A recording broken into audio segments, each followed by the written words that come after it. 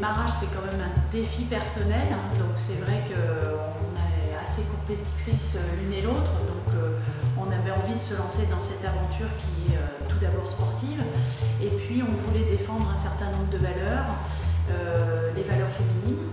Oui, l'entrepreneuriat.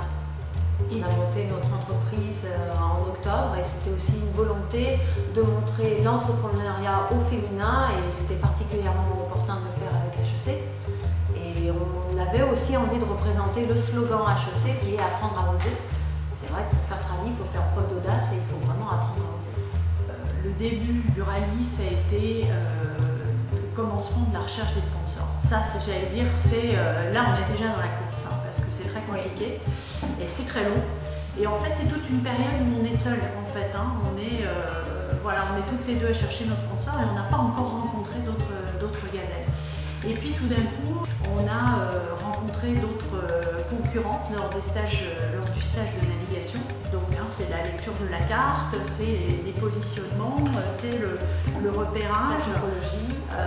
Donc là, enfin, on commence à toucher un peu du doigt le début du rallye et ça fait plaisir parce que tout évidemment se fait dans une très bonne ambiance et on rencontre plein de filles sympas. Ensuite, on a fait un stage de navigation. Tout a démarré, on va dire, après la recherche de sponsors qui dure vraiment un certain temps, plus de 6 mois en tout cas nous concernant. Après cette étape-là, on rentre vraiment dans le vif du sujet dès qu'on rentre au mois de janvier, puisque le départ est le 15 mars. Et nous avons fait un stage au Maroc, on en revient il y a quelques jours, du côté de Airfood, où on aura d'ailleurs quelques étapes à cet endroit-là, vraiment. Ce qui nous a permis d'appréhender la conduite en conditions réelles. Donc le passage des dunes, les herbes à chameau, les dévers,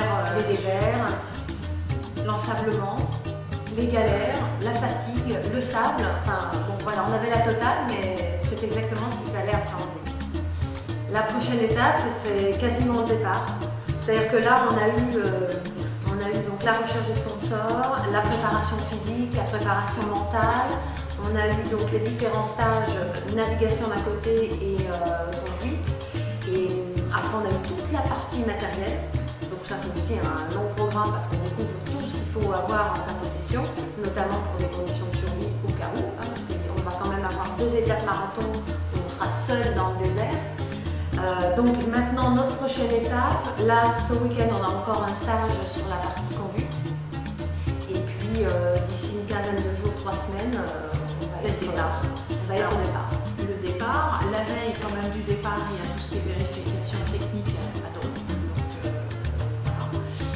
Et puis le lendemain, donc au Trocadéro, toute la matinée, et on part du Trocadéro, j'allais dire quasiment presque en convoi, aux alentours de 14h30, 15h. Alors, en ce qui me concerne, je viens de terminer un programme à HEC Executive Education, et donc c'était assez naturel de vouloir représenter HEC sur cette compétition. Et puis pour moi, évidemment, le slogan d'HEC, c'est apprendre à oser. Et